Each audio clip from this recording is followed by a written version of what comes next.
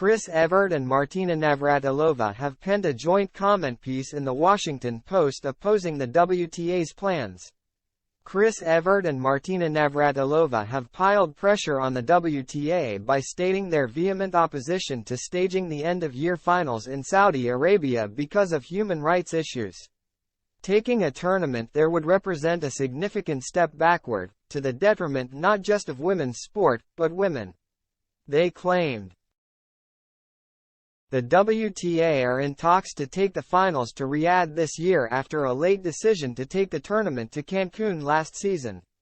Saudi Arabia is keen to take a bigger role in tennis and announced Rafa Nadal as an ambassador of the Saudi Tennis Federation earlier this month.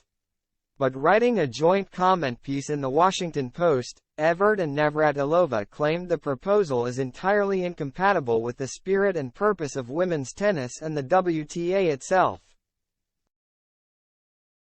The two former world number ones wrote, "We fully appreciate the importance of respecting diverse cultures and religions.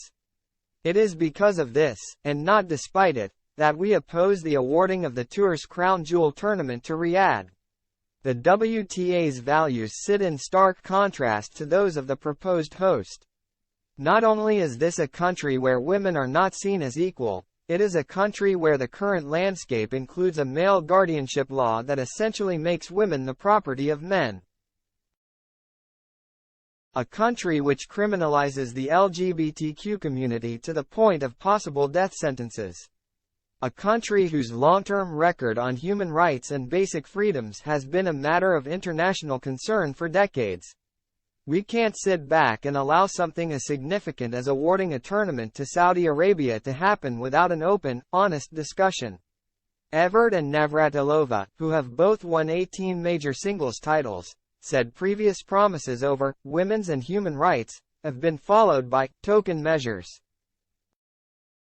They added, "The WTA should write a human rights framework and put it in place to protect players, fans, sponsors, workers, etc. Without this clearly stated framework that all tournament hosts must abide by, the WTA puts its people at risk." In Saudi Arabia, women's rights activists have faced arrest, detention, travel bans and even torture. As recently as 2020, an activist who campaigned simply for a woman's right to drive was sentenced to nearly 6 years in prison. The WTA should revisit the values upon which it was established. We believe that those values cannot even be expressed, much less achieved, in Saudi Arabia. Taking a tournament there would represent a significant step backward, to the detriment not just of women's sport, but women.